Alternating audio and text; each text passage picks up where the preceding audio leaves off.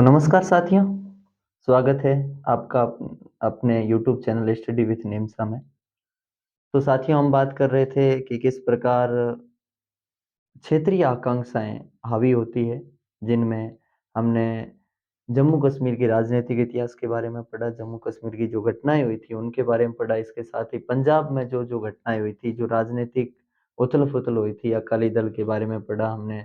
1973 का जो अ, आनंदपुर साहिब प्रस्ताव था, उनके बारे में पढ़ा। इसके साथ ही हमने आगे बढ़ते हुए जुलाई 1975 का जो लौंगेवाल समझौता था राजीव गांधी या पंजाब समझौता, उनके बारे में भी पढ़ा।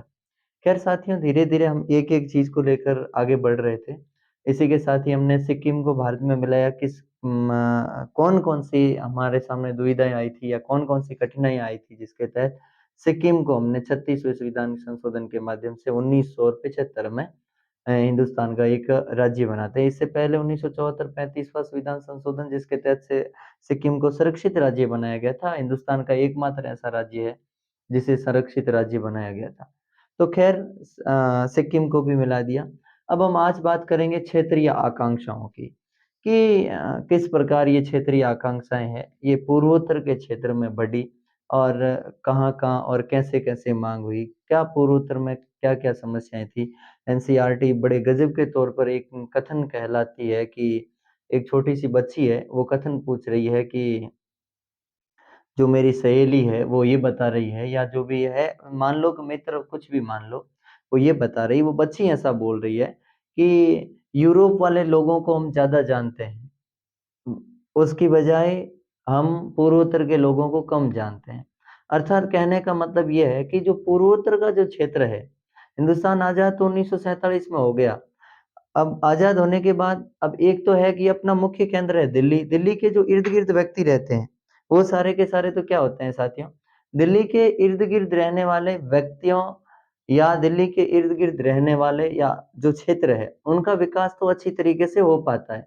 लेकिन देश का अगर कोई भी क्षेत्र विकास की दृष्टि से अगर दूर रह जाता है, या कहने का मतलब है क्षेत्रफल में कोई अलग से हिस्सा है, जैसे कि अगर राजस्थान में बात करें तो राजस्थान चित्तौड़गढ़ जिले का एक छोटा-सा टुकड़ा अलग से भैंसरोडगढ़ है। उसी प्रकार अजमेर की बात करें तो अजमेर का एक छोटा-सा क्षेत्र टॉडगढ़ अलग है। तो ऐसे हिंदुस्तान में भी ऐसा का ऐसा हुआ। क्यों? क्योंकि पाकिस्तान का 1947 में विभाजन हुआ। सबसे पहले हिंदुस्तान का विभाजन हुआ तो पाकिस्तान अलग हुआ और पाकिस्तान के 2 टुकड़े, एक तो पश्चिमी पाकिस्तान, वो तो हमारे लिए दिक्कत नहीं कर रहा था, लेकिन दिक्कत कर रहा था पूर्वी पाकिस्तान। हमने पश्चिमी और पूर्वी पाकिस्तान ज्यों ही किए, तो पूर्वी पाकिस्तान और जो पूर्वोत्तर राज्य है, वो उनका और जो हमारा संबंध था वो केवल और केवल एक और तो पूर्वी पाकिस्तान था, जो वर्तमान में बांग्लादेश के नाम से जाना जाता है। इसके साथ ही जो हमारी जो मतलब कहने का मतलब जो दूरी है, एक तो बहुत लंबी हो गई, जिसके कारण हमारी जो राजनीतिक प्रवृत्तियाँ वो भी उस ओर इतनी बढ़ी नहीं। दूसरा हमारे विकास के क्षेत्र भी पूर्वोत्तर की ओर बढ़े नहीं, जिसके कारण पूर्वोत्तर में धीरे-धीरे और कुछ ऐसे भी क्षेत्र थे पूर्वोत्तर के कुछ, जैसे मिज़ोरम क्षेत्र है, मिज़ोरम में तो पहले अंग्रेजों का राज ही नहीं था। और फिर भी मिज़ोरम आज हिंदुस्तान का राज्य है। तो वहाँ की जनता ने कहा कि अगर अंग्रेज़ों हम ब्रिटिश भारत में थे ही नहीं, हमारे ऊपर ब्रिटिश भारत का राज था ही नहीं, तो इसका मतलब हम अपने अलग से देश बनाएँगे। तो ख़ैर साथियों, ये सभी घटनाएँ उनके भी मन में चल रही थी और इन सब घटनाओं के बारे में हम आज पढ़ने वाले हैं, हम आज विचार करने वाले हैं कि किस प्रकार क्षेत्रीय आकांक्षाओं का मुद्दा इतना आगे बढ़ा और उस मुद्दे के लिए महत्वपूर्ण 3 बातें कौन-सी हो सकती है। जैसे कि मैं एक छोटा-सा अपने शरीर पर ही उदाहरण दूँ। हमारे हाथ है जो सिर के नज़दीक है। हमें बिना झुके हमारे हाथ सिर तक पहुँच सकते हैं, सिर का विकास कर सकते हैं। मतलब सिर के ऊपर जो भी बात काम करना चाह रहे हैं, कुछ भी करना चाहते हैं, हाथ पहुँचा सकते हैं। लेकिन क्या हम बिना झुके पैर की अंगूठा पकड़ सकते हैं? ऐसा नहीं हो सकता। तो इसका मेरा कहने का मतलब ये है कि जो दिल्ली के नज़दीक वाला एरिया था, वो तो हमने कवर कर लिया। लेकिन पूर्वोत्तर एक अपनी भाषा में कहें तो एक खाँचे में अलग से ढल गया था वो। तो इसके कारण वहाँ इतना विकास हुआ नहीं और इस विकास की कहीं न कहीं धीमी गति के कारण ही वहाँ आंदोलन उठते हैं। और ख़ैर कौन-कौन से आंदोलन उठते हैं और आंदोलनों के 3 महत्वपूर्ण क्या कारण थे, उनके बारे में भी हम चर्चा करेंगे। तो चलिए साथियों, बिना देरी किए अब हम आज बात करते हैं पूर्वोत्तर। जैसा कि आप सब जानते हो साथियों, पूर्वोत्तर के 7 राज्यों को सप्तभगिनी के नाम से जाना जाता है, 7 बहनों के नाम से जाना जाता है। एक बहुत ही बेहतर कवि हुए हैं संदीप पांडे नाम करके, उन्होंने बहुत अच्छी बात लिखी है, उनको 7 बहनों के तौर पर बताकर कहानियाँ लिखी है, कविताएँ लिखी है और एक-दूसरे को बहनें और मतलब जमाता के तौर पर बात करके हुए उन्होंने बहुत बेहतर तरीके से समझाया। खैर ये तो है साहित्य की बात, लेकिन हमें बात करनी है राजनीति की, कि किस प्रकार राजनीति ने उनके ऊपर धीरे-धीरे मतलब उनकी जो शांति थी या उनकी जो अशांति थी वो शांति में बदली या कहीं आज भी अशांति है, तो इन सब के बारे में। तो जैसा कि बात करें साथियों तो पूर्वोत्तर के 7 राज्यों को 7 बहनों के नाम से जाना जाता है और हिंदुस्तान की कुल जनसंख्या का 4% अगर कोई लोग निवास करते हैं तो वो पूर्वोत्तर के 7 राज्यों में निवास करते हैं। अब देखिए साथियों 7-4% लोग भी निवास करते हैं और जो पूर्वोत्तर जो हिंदुस्तान से मिलता है वो केवल और केवल उसकी जो लंबाई है वो केवल मतलब जो 22 किलोमीटर की जो एक लंबी रेखा है और वही लंबी रेखा क्या करती है उनको हिंदुस्तान में मिलाती है ये। और साथियों अगर हम बात करें कि अगर पूर्वोत्तर की ये 22 किलोमीटर की लंबी रेखा ये वास्तव में हिंदुस्तान के लिए या अपने देश भारत के लिए दक्षिणी पूर्वी एशिया का प्रवेश द्वार माना जाता है। क्यों? क्योंकि हिंदुस्तान बहुत मतलब हिंदुस्तान की जो राजधानी है, यानी कि भारत की जो राजधानी है वो दिल्ली, वो पूर्वोत्तर से बहुत दूर है। मतलब असम से, मेघालय से, मणिपुर से, त्रिपुरा से, वो मिज़ोरम से बहुत दूर रह जाती है। वहीं इसके पड़ोसी देश बात करें, पड़ोसी राज्यों की बात पड़ोसी देश की बात करें, चीन एकदम नज़दीक है इनके, तिब्बत है, नेपाल है, ये सारे के सारे देश नज़दीक रहते हैं। तो फिर और कुछ ऐसे भी राज्य थे जो अपने आप में स्वतंत्र रहना चाहते थे। तो खैर हम उन सब की बात करेंगे। ये तो है सामान्य बातें। अब साथियों बात है कि जिस समय अपना देश 1947 में आज़ाद हुआ था, आज़ाद होने के बाद त्रिपुरा और मणिपुर को छोड़ दें, त्रिपुरा और मणिपुर को अलग करके रखें, तो हम बात कर सकते हैं कि सारा का सारा पूर्वोत्तर का हिस्सा था, वो पूरा का पूरा असम में था। और अगर पूरा का पूरा हिस्सा असम में था, तो लोगों को लगा कि असमी भाषा हमारे ऊपर थोपी जा रही है और हमने ये भी पढ़ा कि हमारे देश में तो 1948 से ही भाषा वाला विवाद चल गया था। आपने पढ़ा होगा मॉडर्न हिस्ट्री में कि 1916 में सबसे पहली बार बाल गंगाधर तिलक जिन्होंने स्वराज मेरा जन्मसिद्ध अधिकार है, मैं इसे लेकर रहूँगा, उन्होंने कहा था कि भाषा के आधार पर राज्य होने चाहिए। फिर हमने नागपुर 1920 का नागपुर अधिवेशन कांग्रेस का दिसंबर में हुआ था। उसमें गांधी जी ने खुले तरीके से कहा था, ये हमने पहले भी पढ़ा है एनसीईआरटी में ही, कि भाषा के आधार पर राज्य बनने चाहिए। और फिर इसके बाद कमेटियाँ बैठती है, हालाँकि कुछ कमेटियाँ मना भी करती है कि नहीं बनने चाहिए, जिसमें जेवीपी कमेटी वगैरह है, एसके धरा है कमेटी वगैरह है। तो ये इन कमेटियों ने इनकार करने के बाद भी राज्य पुनर्गठन आयोग 1955 में अपनी रिपोर्ट देते हुए 1 नवंबर 1956 को राज्य पुनर्गठन की रिपोर्ट लागू भी करते हैं और उसमें ये भी बताया जाता है कि भाषा के आधार पर राज्य बनने चाहिए। इससे पहले हमने पढ़ा था कि किस प्रकार 1953 में देश का पहला भाषा के आधार पर आंध्र प्रदेश राज्य बन गया था। तो ये सारी की सारी घटनाएँ यहाँ भी कहीं न कहीं चल रही होती है। उसके बाद भी हमने टुकड़े किए, ऐसा तो है नहीं भाषा के आधार पर राज्य बनाने छोड़ दिए हमने 1953 के बाद। हमने पढ़ा था ये भी 1966 में जो पंजाब के टुकड़े किए गए। पंजाबी भाषा वाला पंजाब और हरियाणा मतलब हरियाणवी या हिंदी भाषा वाला अलग क्षेत्र कर लिया गया। उसी प्रकार ही हमने 1960 में बम्बई के 2 टुकड़े किए, मराठी के आधार पर महाराष्ट्र और उसी के साथ ही गुजराती के आधार पर गुजरात। तो ये सारी की सारी घटनाएँ। अब साथियों सबसे महत्वपूर्ण बात है पूर्वोत्तर में ये क्षेत्रीय आकांक्षाओं वाले आंदोलन क्यों चले? इन आंदोलनों का चलने का कारण था एक तो वहाँ जो राजनीतिक स्थिति थी वो इतनी मजबूत नहीं थी। दूसरा दिल्ली से बहुत दूर पड़ जाता, जिसके कारण वहाँ के मतलब इतना विकास का अच्छा कोई साधन वहाँ उपलब्ध नहीं हुआ और विकास के अच्छे साधन नहीं उपलब्ध हुए, तो इसके कारण वहाँ आर्थिक स्थिति खराब हो गई लोगों की। और फिर वहाँ के लोग जनजाति लोग रहते थे जिसमें खासी जनजाति असम की है, तो वो सबसे महत्वपूर्ण। तो ऐसे लोग रहते हैं, तो फिर उनका धीरे-धीरे विकास नहीं हुआ। तो अगर किसी भी हम मान लो कि अपना ही इलाका किसी भी जैसे कि हमारा गाँव का सरपंच ही है, हम छोटा-सा उदाहरण लें और सरपंच हमारे गाँव का विकास नहीं करेगा और तो हम क्या अगली बार उसे चुनाव में जीताएँगे क्या? या उसी प्रकार है कि हमारे नज़दीक में जैसे कि जोधपुर ज़िले के अंदर में आते हैं और जोधपुर ज़िले का प्रशासन है या जोधपुर ज़िले के हम अंतिम छोर में रह रहे हैं, बल्कि हमारे नज़दीकी अगर कोई जिला मुख्यालय देखें तो वो कोई और है। तो फिर हम भी कहने का मतलब है कि लोग ये भी विरोध करेंगे कि जोधपुर का जिला मुख्यालय बहुत दूर है, हमारे नज़दीकी जिला मुख्यालय होना चाहिए या हमारा खुद का नए जिला गठित करना चाहिए जिससे कारण हमारा ज़्यादा से ज़्यादा या बेहतरीन और अच्छा विकास हो, हमारे लिए भी आर्थिक विकास में वृद्धि हो, हम भी ये गर्व से कह सकें कि हमारे लिए भी विकास की योजनाएं लागू हो रही है या विकास की योजनाएं चल रही है। तो इन घटनाओं ने कहीं न कहीं एक अच्छा मोड़ लिया, और कहने का मतलब मोड़ तो अच्छा लिया, लेकिन कहीं न कहीं इनका मोड़ आंदोलन में, आंदोलन से क्रांति में, हिंसक प्रदर्शन हुए, लोग भी मारे गए। अब रही बात कि जो आज हम देखने को पूर्वोत्तर को जो 7 राज्य मिल रहे हैं हमें, वो पहले आज़ाद हुआ था उस समय तो थे नहीं। उस समय केवल और केवल एक राज्य था और उसका नाम था क्या? असम। असम को 1 नवंबर 1956 को राज्यों की श्रेणी में राज्य बना दिया गया था। लेकिन असम बहुत विशाल था उस समय, और असम की सरकार इतना ठीक ढंग से प्रशासन कर नहीं पा रही थी, ठीक ढंग से, और वे वहाँ के जो असम के लोग थे, वे असमी भाषा को बढ़ावा दे रहे थे। तो बाकी वाले लोग इन सब का विरोध कर रहे थे। तो उन्होंने एक अपनी अलग से भी पार्टी भी गठित की है। खैर हम इनके बारे में भी पढ़ेंगे। उससे उससे पहले हम कुछ राज्यों के गठन के बारे में पढ़ेंगे कि ज्यों ही वहाँ का आंदोलन हुआ या वहाँ विद्रोह होने लगा, तो विद्रोह में देखा गया कि हम किस तरीके से असम से अलग राज्य बना सकते हैं, और भारत सरकार ने अलग से राज्य भी बनाए हैं।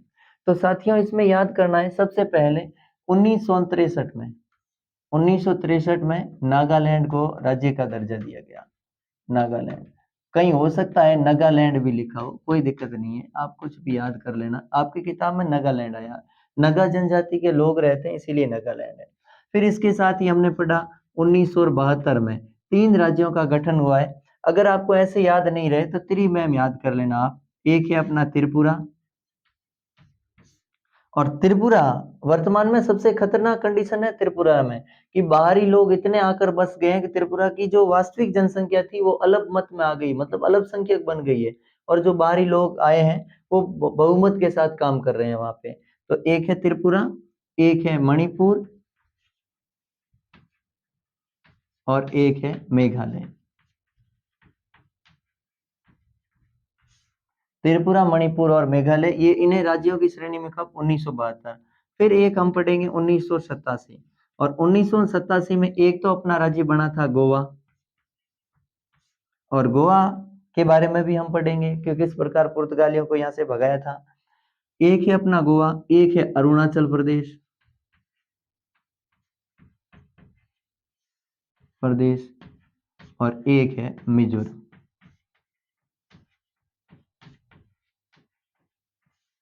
ठीक है, अगर आप ऐसे याद नहीं कर पा रहे, अगर बार बार पढ़ोगे तो याद हो जाएगा, लेकिन फिर भी कहीं दिक्कत है तो त्रि मैम याद कर लेना।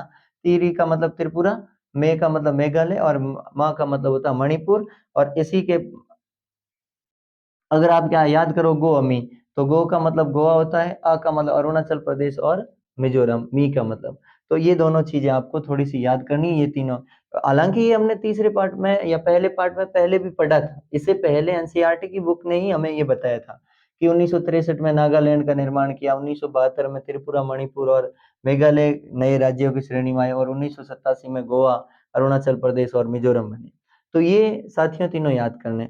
और अब देखो क्षेत्रीय आकांक्षा के विवाद के कारण क्या थे भाई? क्षेत्रीय आकांक्षाएं क्यों बढ़ी? क्षेत्रीय आकांक्षाएं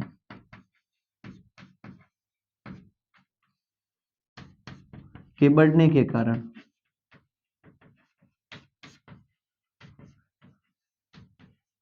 और ये कहाँ के कारण? पूर्वोत्तर के। ठीक है, ये भी साथ में याद कर लेना, ये पूर्वोत्तर के हैं। पूर्वोत्तर, देखो, नंबर 1, पहला, राजनीतिक स्थिति कमजोर थी। ठीक है, नंबर 1, राजनीतिक स्थिति कमजोर है। दूसरा, आर्थिक विकास का अभाव, आर्थिक विकास का अभाव था, विकास का अभाव। और तीसरा, केंद्र से मतलब दिल्ली से दूरी। ये 3 कारण थे, और जिनके कारण केंद्र की जो सरकारें थी वो उनके ऊपर, या केंद्र के जो नेता थे वो उनके ऊपर ध्यान नहीं दे पाए, और इसी कारण यहाँ पर क्या हुआ? क्षेत्रीय आकांक्षाओं के बढ़ने के क्या मिले? कारण। और इसके साथ ही ये पूर्वोत्तर में, इसके साथ ही एक असम की सरकार द्वारा अकाल के समय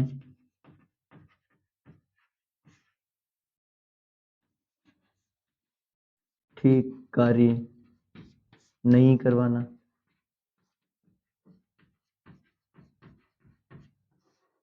ठीक है। और इसके साथ ही अगर और याद करो तो आप याद कर सकते हो कि सारा का सारा क्षेत्र असम मतलब पूर्वोत्तर में आजादी के समय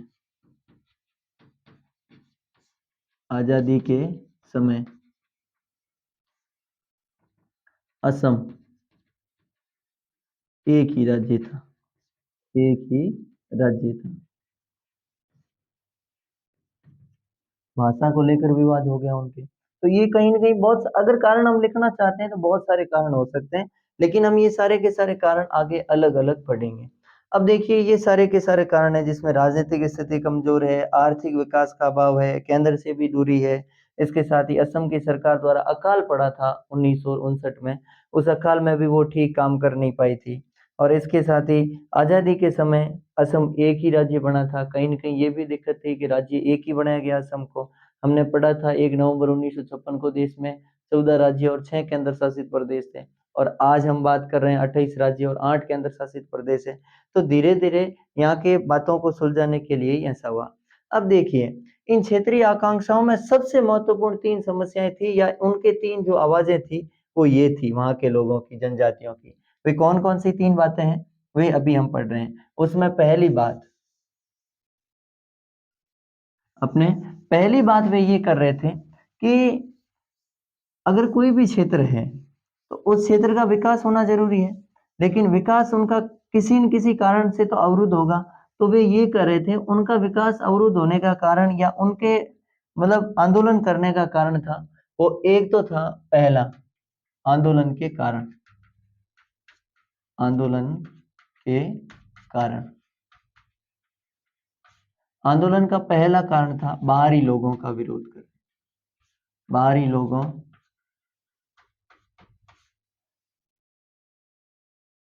के आवागमन। बाहरी लोगों का आवागमन। और ये लोग क्या कर रहे थे, इनका विरोध कर रहे थे। आंदोलन भी करने का कारण है कि बाहरी लोगों का बहुत ज्यादा आवागमन हो रहा था। बाहरी लोगों का मतलब होता है कि जो जैसे पूर्वी पाकिस्तान से बहुत सारे लोग आ रहे थे, बंगाल में है या दूसरे राज्यों से बहुत सारे लोग वहां जा रहे थे। ठीक है। और इसके साथ ही अलगाव की मांग बढ़ रही थी वहां। अलगाव की मांग। और तीसरा कारण था स्वायत्तता।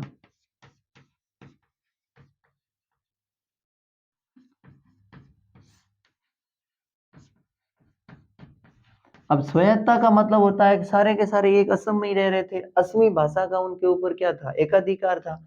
मतलब असमी भाषा थोपना चाह रहे थे और असम की सरकार वहां काम करने में भी सफल नहीं हुई। तो इसीलिए लोग चाह रहे थे कि भाई आंदोलन करने का, हमें क्या चाहिए, स्वतः चाहिए, आजादी चाहिए। और अलगाव का मतलब होता है, सबसे खतरनाक चीज थी ये अलगाव। अलगाव का मतलब है इन्होंने कहा कि हमारा देश ही अलग होना चाहिए।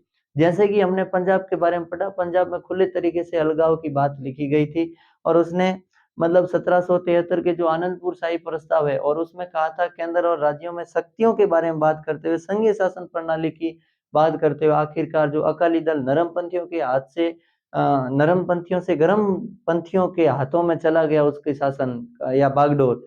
तो उन्होंने तुरंत कहा था कि हमें तो खालिस्तान चाहिए। तो उन्होंने एक नए देश की मांग की।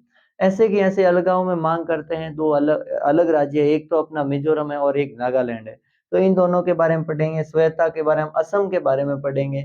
और बाहरी लोगों के आवागमन के बारे में भी हम असम के बारे में, त्रिपुरा के बारे में, अरुणाचल प्रदेश, इन सब के बारे में पढ़ेंगे। अब देखिए साथियों, तो ये तो है वहां के आंदोलन के क्षेत्रीय आकांक्षाओं के कारण। एक हम इसके पाठ में इसके साथ ही हम ये भी पढ़ेंगे कि क्या ये राजनीति को किस प्रकार प्रभावित करते हैं, राजनीति को झुकना चाहिए इस मामले में या नहीं झुकना चाहिए, ये लोकतांत्रिक शासन व्यवस्था में ये ठीक है कि नहीं है, ऐसा होना चाहिए आंदोलन वगैरह नहीं होना चाहिए। और इसके साथ ही ये गोवा के बारे में पढ़ेंगे। तो हम धीरे धीरे करके सबसे पहले पढ़ते हैं स्वायत्ता के बारे में, स्वायत्ता की मांग के बारे में।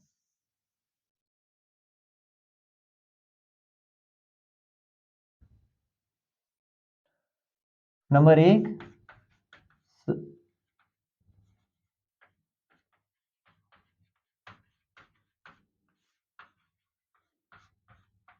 स्वायत्ता की मांग।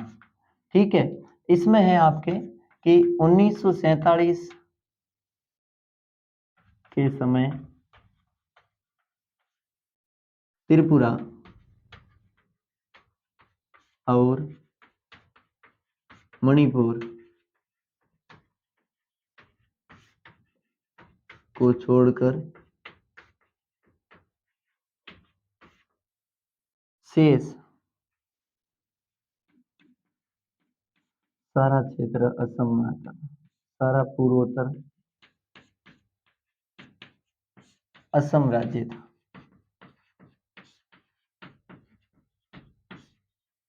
ठीक है, इसके साथ ही और यहाँ जो खासी जाति थी, खासी जाति के लोगों के अलावा या असमी भाषी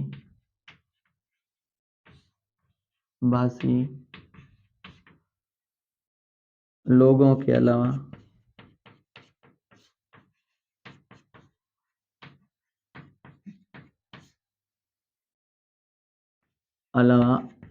अन्य भाषा वाले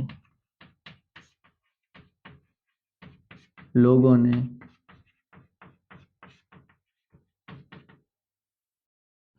अपनी संस्कृति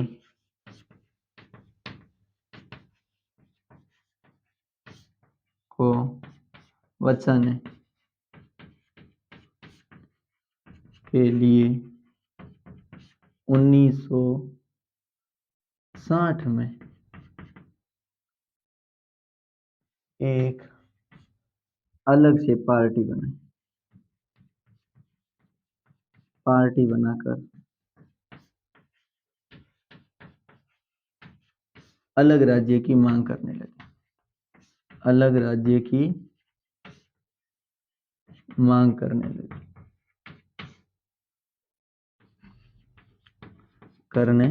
लगे और इसमें से ही फिर अलग बनाया गया। वही जो हमने पहले लिखा था, अपने एक तो याद रख लेना। इसमें बाद में 1972 में कौन कौन से बनाए गए? त्रिपुरा, मेघालय और मणिपुर। याद रखना, मणिपुर में 19 जून 1948 में मणिपुर में चुनाव करवाए गए थे वहां के राजा भोज चंद्र सिंह ने। और उन्होंने चुनाव करवाए, मतलब सरकार के दबाव में आकर, कांग्रेस पार्टी के दबाव में आकर, और चुनाव करवाने के बाद फैसला आया भारत के पक्ष में। लेकिन उस समय भी वो राज्य नहीं बना हुआ था, केवल भारत का हिस्सा था। इसे राज्य का दर्जा कब दिया गया? 1972 में दिया गया। और याद रखना, भारत का पहला क्षेत्र है मणिपुर, जहाँ सार्वभौमिक मताधिकार के आधार पर पहली बार सार्वभौमिक मताधिकार करवाए गए थे, चुनाव करवाए गए थे। तो इनके इसके साथ ही 1963 में नागालैंड को अलग करवाया गया, नागालैंड राज्य बना। ठीक है, और इसके साथ ही 1987 को कौन से? अरुणाचल प्रदेश। ठीक है, और इसके साथ ही अरुणाचल प्रदेश और मिजोरम और गोवा। गोवा को, हालांकि गोवा में ऐसा नहीं था, अलग था, लेकिन ये दो याद रखना। इसमें जो हम बात स्वायत्ता के बारे में बात करें, उसमें गोवा सम्मिलित नहीं है। तो ये चीजें। फिर अब देखो, उसके बाद भी जैसे खासी जनजाति के लोगों को तो वहाँ असम की असमी भाषा वगैरह थी, लेकिन अब और भी बाकी वाली भाषाएं हैं, जैसे बोडो है। कौन सी है? बोडो। उसी प्रकार करबी है। तो फिर करबी को क्या किया गया कि ये राज्य बनाने के बाद भी वहां आंदोलन तो चला स्वायत्ता का, आज भी चल रहा है, लोग आज भी कह रहे हैं। लेकिन फिर इतने छोटे छोटे टुकड़े या इतने छोटे छोटे राज्य बना नहीं सकते। तो फिर क्या किया गया कि भाई जी, ये जो करबी है, इनको तो स्वायत्त जिला बना दिया गया, कुछ अलग से अधिकार दे दिए गए, स्वायत्त जिला बनाकर। और बोडो को क्या कर दिया गया? अभी हाल ही में स्वायत्त परिषद का दर्जा दिया है। ठीक है। और इसके तहत ये क्या कर रहे हैं, मतलब इनको अतिरिक्त छूट दी गई है, जैसे कि आपने हमने पढ़ा था आर्टिकल 370 के तहत जम्मू कश्मीर को विशेष दर्जा दिया गया। उसके साथ ही आर्टिकल 371 के तहत इन जो पूर्वोत्तर के जो बहुत सारे राज्य हैं इनको भी क्या है, जैसे अपने नागालैंड के बारे में बात करें तो इनको अलग से 371 में है। या फिर हम संविधान की 6ठी अनुसूची की बात करें तो संविधान की अनुसूची 6, कौन सी अनुसूची, अनुसूची 6 की बात करें तो अनुसूची 6 में भी क्या किया गया है, विशेष प्रावधान किए गए इन पूर्वोत्तर राज्यों के लिए, जिसमें 4 राज्य सम्मिलित है। विशेष प्रावधान, ऐसे प्रावधान, विशेष प्रावधान। तो ये स्वायत्ता के आधार पर मांग है। तो ये आखिरकार, और जो बोर्डों को स्वायत्त परिषद का दर्जा दिया गया वो हाल ही में दर्जा दिया गया और इस प्रकार इनके विवाद को क्या किया गया है, समाप्त किया गया है। ठीक है। और ये जो ऑल इंडिया है, जो ट्राइबल इन्होंने एक अपना यूनियन बनाया है, संगठन बनाया है 1960 में, और फिर इस ट्राइबल को 1966 में मिला देते हैं।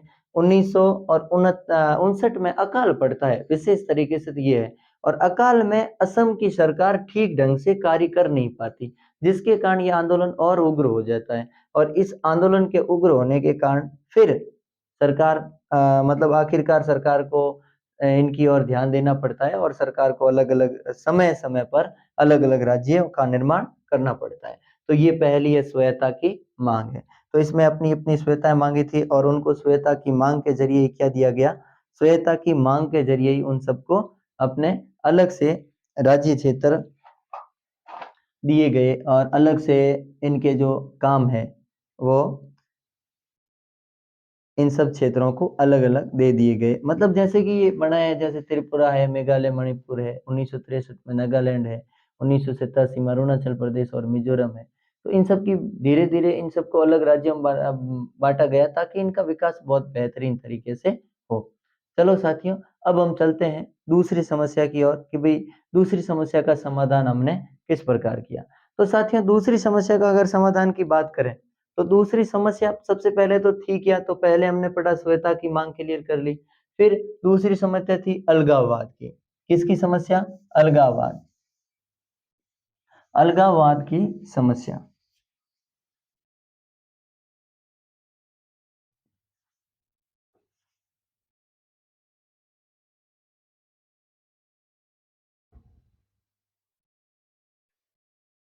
दूसरा था अलगाववाद।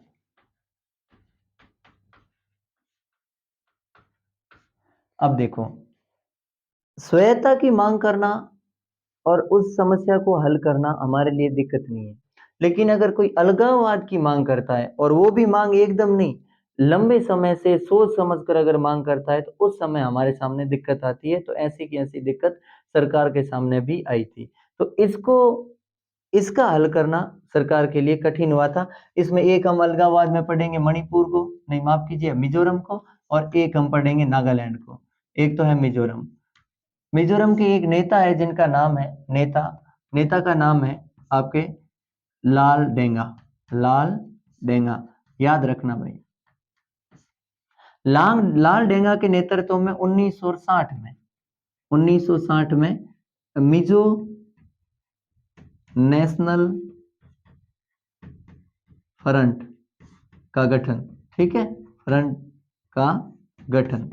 और सबसे पहले इसी लाल डेंगा के नेतृत्व में मिजो नेशनल फ्रंट का गठन किया गया। और गठन करने के बाद क्या किया गया भाई, मिजोरम वाले लोगों ने कहा, या मिजोरम की जो मिजो जनजाति थी उन्होंने कहा कि हम तो सरकार के मतलब ब्रिटिश सरकार के अंडर भी नहीं आते थे, ब्रिटिश भारत के अंदर भी नहीं आते थे।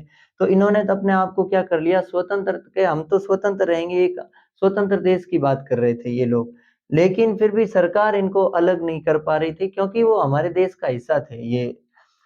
तो फिर राजनीतिक प्रावधानों के जरिए या संवैधानिक प्रावधानों के जरिए इनको किस प्रकार से अलग किया गया, और धीरे धीरे इन्होंने क्या किया, हिंसक प्रदर्शन करने शुरू कर दिए गए।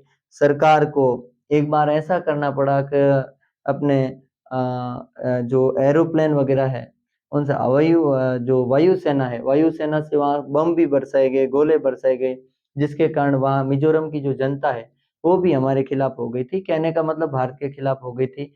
हिंसक क्रांतियां हुई, दोनों तरफ के लोग मारे गए, लेकिन फिर बाद में धीरे धीरे ये कहाँ रहकर? पूर्वी पाकिस्तान में, पूर्वी पाकिस्तान, पाकिस्तान में रहकर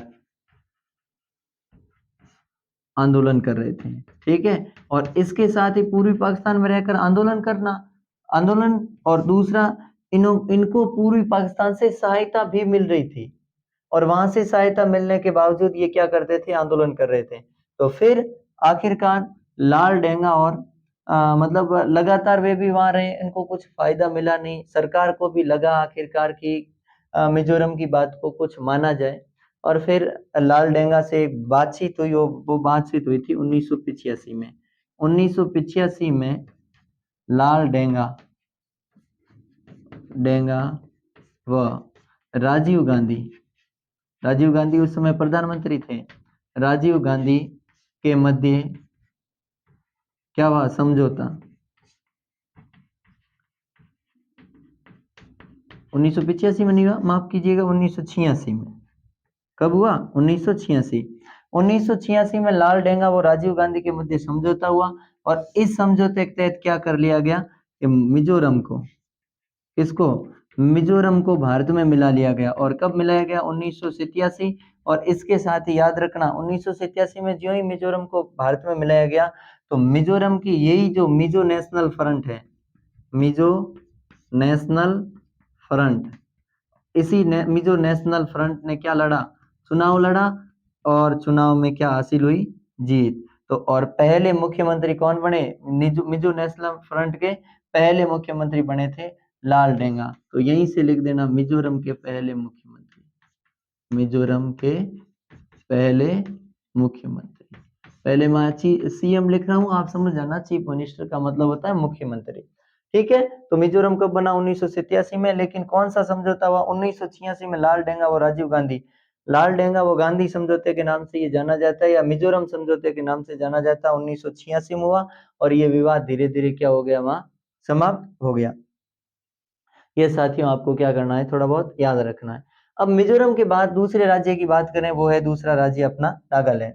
अब नागालैंड में क्या हुआ था? नागालैंड की बात करें तो नागालैंड ने अपने आप को 1951 में क्या कर दिया? स्वतंत्र घोषित कर दिया, और वो भारत से अलग रहने की बात कर रहा था। 1951 में ही उन्होंने कह दिया था हम भारत से अलग है। दूसरा है, या ऐसे ही लिख देते हैं, नागालैंड या नागालैंड। नागालैंड ने अलगाव की भावना इसलिए की थी क्योंकि वहां वो भी ये चाह रहा था कि हम हिंदुस्तान के साथ नहीं रहेंगे। 1951 में अलग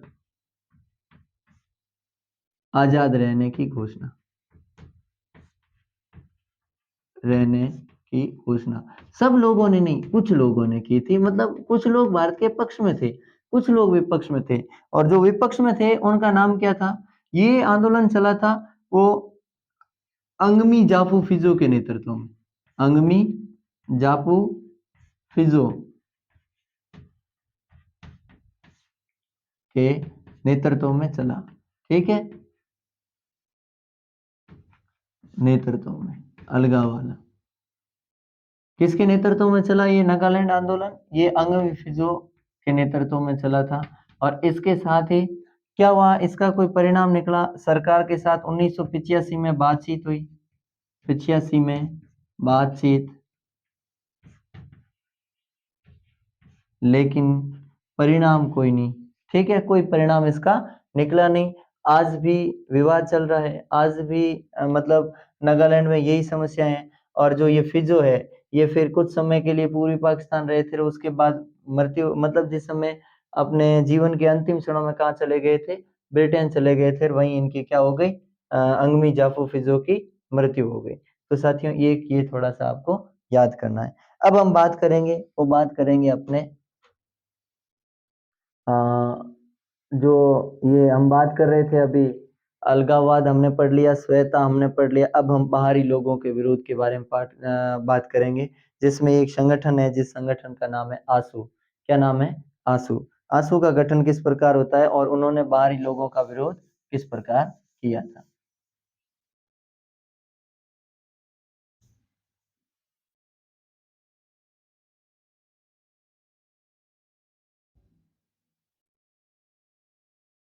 तो अब है तीसरा अपना, और उसका है अपने बाहरी लोगों का विरोध।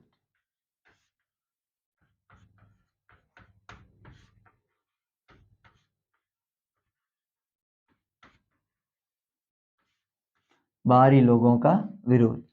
अब देखो, बाहरी लोगों का हमने पढ़ा था 1971 में बहुत सारे शरणार्थी हिंदुस्तान में आए, ज्यादातर अमूमन अपने असम में। साथियों, आपने अगर करंट के मुद्दों को देखा होगा तो 2019 की जो 17वीं लोकसभा के बाद तत्कालीन या वर्तमान मोदी सरकार, अभी मोदी सरकार ही है और उस समय ही मोदी सरकार ही थी, वो सीए और एनआरसी या एनआरसी जैसे बिल लेके आई थी। और मतलब ये कहीं न कहीं बिलों का जो विरोध हो रहा था या इनका समर्थन हो रहा था, ये क्यों हो रहा था, इसके कारण क्या थे? ये सारे के सारे ये एनआरसी वगैरह ये इन बाहरी लोगों के विरोध के संदर्भ में ही है। अब बाहरी लोग किन्हें कहें? तो असम वाले लोग या वहाँ पूर्वोत्तर में रहने वाले लोग, बाहरी लोग उन्हें कहते हैं जो विदेशों से आए। अर्थात 1971 की जो लड़ाई हुई थी उस समय बांग्लादेश से अर्थात पूर्वी पाकिस्तान से बहुत सारे लोग आए। और यहाँ तक कि वे अलग-अलग देशों से भी आए, अलग-अलग राज्यों से एक दूसरे स्थान पर आए, जैसे कि हम आगे उदाहरण के तौर पर पढ़ेंगे। अब बात करें हम असम की, किसकी बात करें? असम की। तो बाहरी लोग कौन होते हैं ये तो आपको पता चल गया होगा, जो विदेशी शरणार्थी है वे सब कौन है? बाहरी लोग हैं। अब देखो, तो ये विदेशी शरणार्थी, विदेशी शरणार्थी, ठीक है। अब देखिए साथियों, फिर अब इन्होंने क्या किया? बाहरी लोगों का विरोध किया किसने? असम ने। किसने किया? असम ने। और अगर बाहरी लोगों का विरोध का जो आंदोलन पढ़ना चाहते हो तो उसके 1979 से 1985 तक का समय बाहरी आंदोलन के विरोध का समय रहा। बाहरी लोगों के आंदोलन, बाहरी लोगों के विरोध का समय रहा, का समय, विरोध का आंदोलन रहा, ये भी लिख सकते हो रहा। और यहाँ पर आंदोलन किस प्रकार किया गया? एक विद्यार्थियों का समूह बनाया गया और उस समूह का नाम था AASU, ठीक है। हिंदी में बात करें तो आसू, और इसकी फुल फॉर्म अगर पूछ भी लें तो इसकी फुल फॉर्म है, ए का मतलब होता है ऑल, ठीक है। फिर दूसरा ए है, इसका मतलब है असम। क्या मतलब है? असम। फिर साथियों एक और एस है, इसका मतलब स्टूडेंट, मतलब विद्यार्थी। और फिर यू का मतलब होता है यूनियन, यूनियन। अर्थात है, आसू का फुल फॉर्म है Assam all Assam student union, student union. और ऑल असम स्टूडेंट यूनियन यानी कि आसू के नेताओं ने इनका क्या क्या? बाहरी लोगों का विरोध किया। फिर 1985 में समझौता हुआ, 1985 में समझौता, और ये समझौता असम समझौते के नाम से जाना जाता है, ठीक है।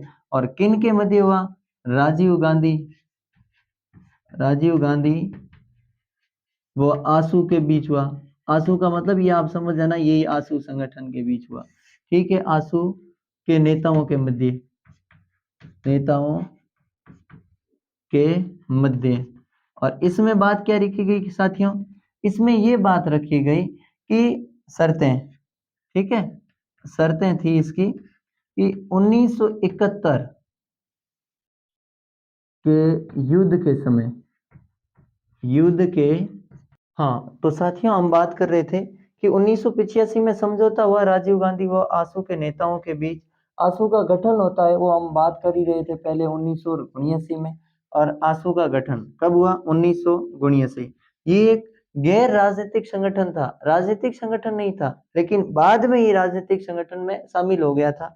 असम गणराज्य परिषद में ये बाद में सम्मिलित होता है, फिर चुनाव भी लड़ता है और चुनाव में जीत हासिल करता है इस वादे के साथ कि ये कहता है कि जो शरणार्थियों वाली या बाहरी लोगों वाली समस्या है उनका समाधान करने का प्रयास करेंगे। हालांकि कुछ प्रयास हुए भी थे, कुछ सफलताएं भी हुई थी, लेकिन आज भी शरणार्थियों वाला मुद्दा बना हुआ है, पूर्ण रूप से समाप्त नहीं हुआ।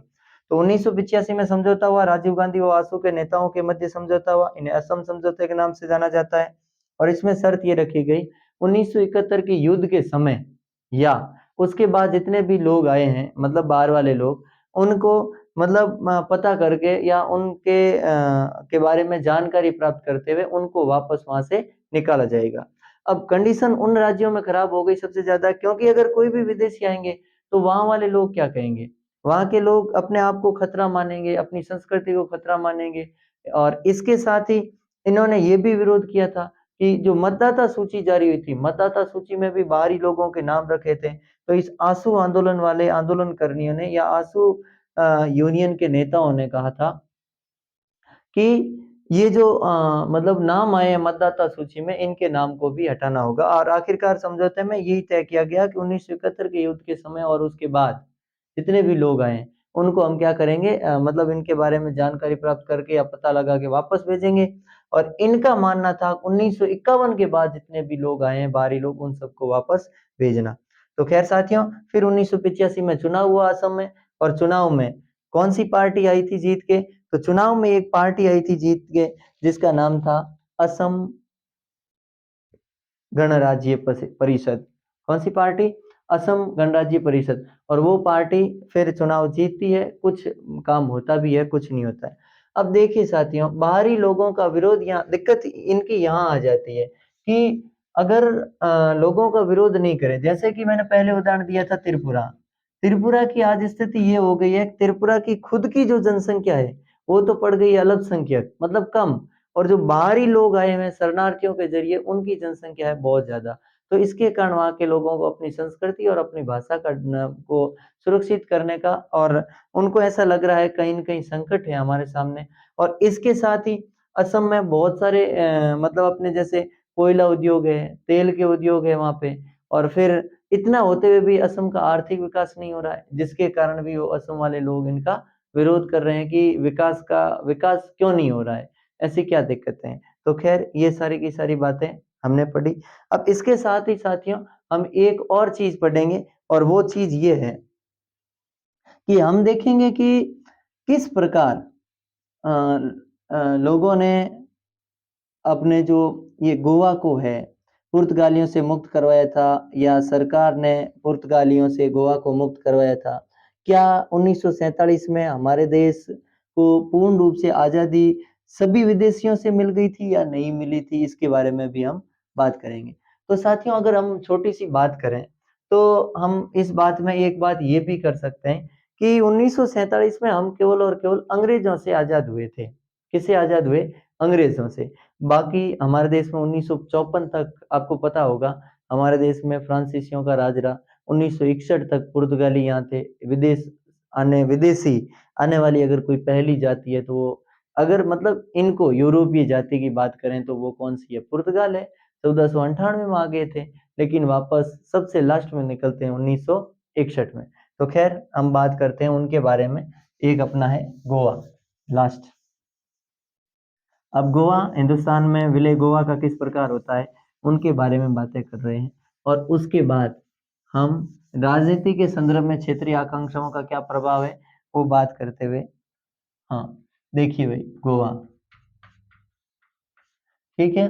तो गोवा 1947 में इस पर पुर्तगालियों का अधिकार था, पुर्तगालियों का अधिकार, ठीक है। अब फिर यहाँ पर क्या हुआ, लोगों ने इनका विरोध किया। स्थानीय लोगों द्वारा अपनी संस्कृति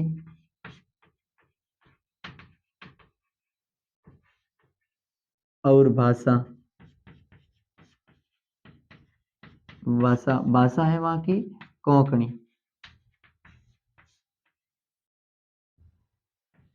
अपनी संस्कृति और अपनी भाषा की रक्षा की बात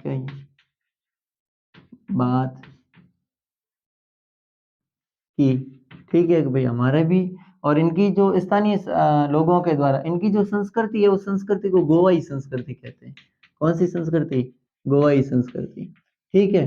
तो और फिर धीरे धीरे आंदोलन बढ़ा और आंदोलन बढ़ने के कारण दिसंबर और दिसंबर की अगर तारीख याद रखो 2 दिन का घटना है। दिसंबर 1961 में भारत सरकार द्वारा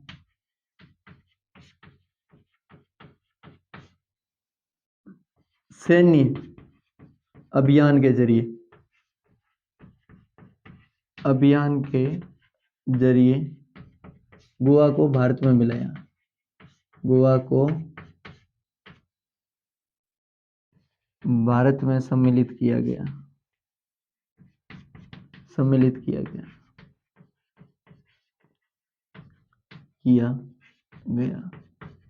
और ज्यों ही गोवा को भारत में सम्मिलित किया तो अब वहां से कुछ लोग तो ये कहने लगे कि हम क्या करेंगे कि महाराष्ट्र में रहेंगे और कुछ लोग कहने लगे कि नहीं हमारी खुद की संस्कृति है, हम खुद अलग रहना चाहते हैं। तो उनकी बातें भी करने लगे। तो फिर क्या किया गया 1967 में मतदान करवाए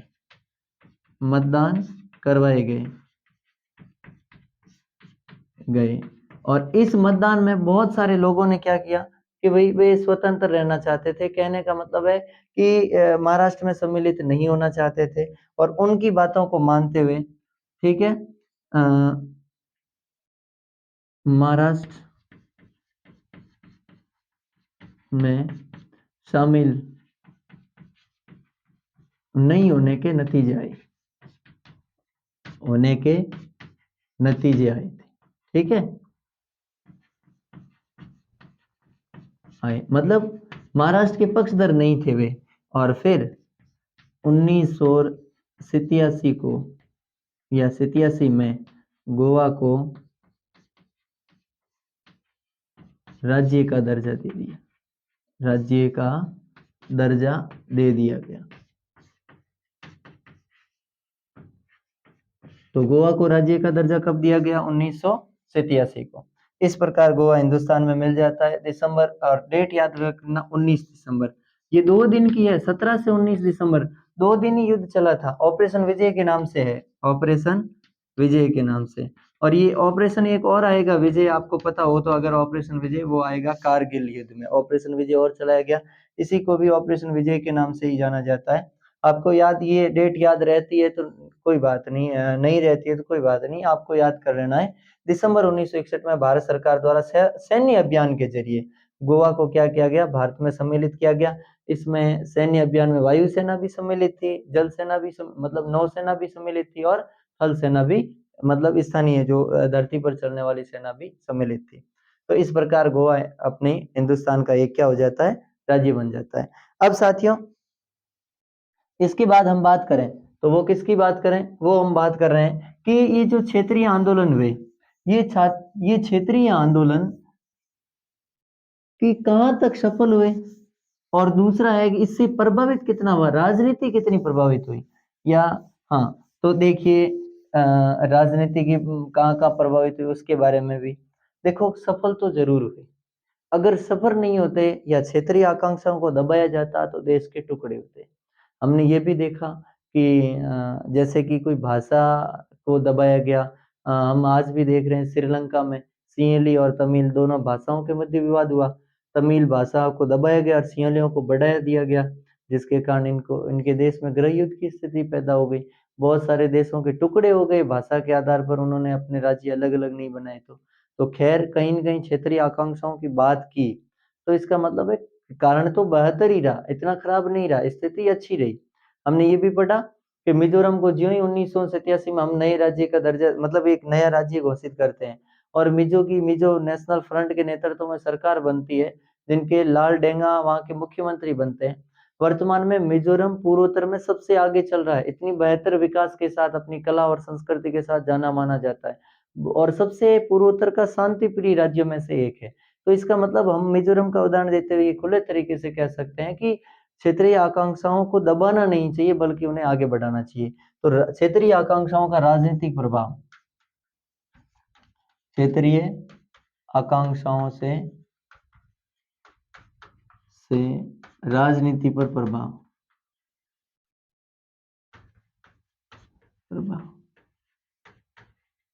ठीक है, ये राजनीतिक प्रभाव या राजनीतिक प्रभाव ये लिख देते हैं, बेहतर रहेगा।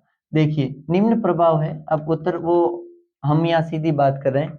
इसका पहला पॉइंट ये है कि क्षेत्रीय आकांक्षाएं राजनीति का अभिन्न अंग है, अभिन्न अंग है, एक तो अभिन्न अंग है और इस अभिन्न अंग के साथ ही और क्षेत्रीय आकांक्षाओं से निपटने की तैयारी भी होनी चाहिए। क्षेत्रीय आकांक्षाओं से निपटने की तैयारी,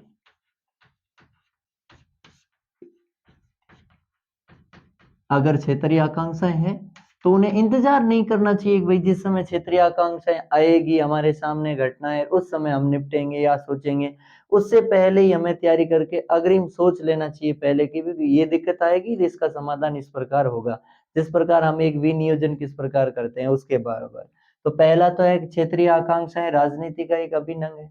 नंबर 2, अगर दूसरी बात करें तो क्षेत्रीय आकांक्षाओं को वार्ता से ही क्षेत्रीय आकांक्षाएं को बातचीत के जरिए सुलझाना चाहिए। किसके जरिए? बातचीत के जरिए सुलझाना चाहिए, ठीक है। और इसके साथ ही तीसरी, सत्ता की साझेदारी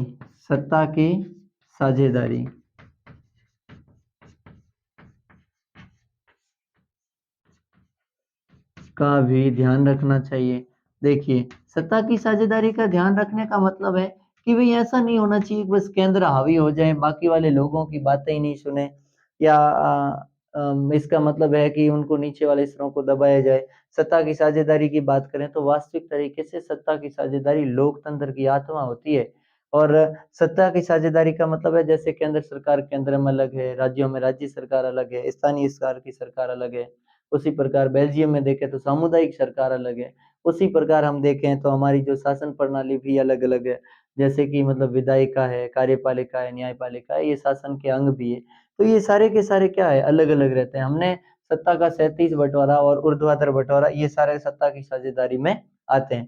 कहने का मतलब है सभी मिलजुल कर एक दूसरे की बातों को काटना नहीं चाहिए, उनको दबाने का प्रयास नहीं करना चाहिए, बल्कि उनके साथ शांति समझौता करना चाहिए, मिलकर अच्छे मार्ग को अपनाना चाहिए। जैसे कि हमने देखा मिजोरम में किस प्रकार जो मिजोरम जो समझौता हुआ लालडेंगा और राजीव गांधी के मध्य, उसके बाद मिजोरम बहुत बेहतरीन तरीके से आगे बढ़ रहा है। फिर चौथा अगर हम देखें साथियों तो चौथा ये है कि विकास में समानता, ये भी जरूरी है। विकास में समानता होनी चाहिए, ऐसा नहीं होना चाहिए कि एक क्षेत्र में ज्यादा विकास करवा रहे हैं दूसरे क्षेत्र में विकास नहीं करवा रहे, जिससे कि दिक्कत हो जाए। हो सकता है दूसरे क्षेत्र वाले लोगों को लगे कि तो एक के ही पक्ष में बात कर रहे हैं, तो आखिरकार हो सकता है कि कितने एक दिन सहन कर पाएंगे वे अपने ऊपर अत्याचार, और एक दिन वे भी आंदोलन में कूद पड़ेंगे और देश के विरुद्ध कार्रवाई करेंगे या देश के विरुद्ध कदम उठाएंगे। तो खैर विकास में भी समानताएं होनी चाहिए, ये भी राजनीतिक प्रभाव इनके। और पांचवें, संविधान निर्माताओं की दूरदृष्टिता, संविधान निर्माताओं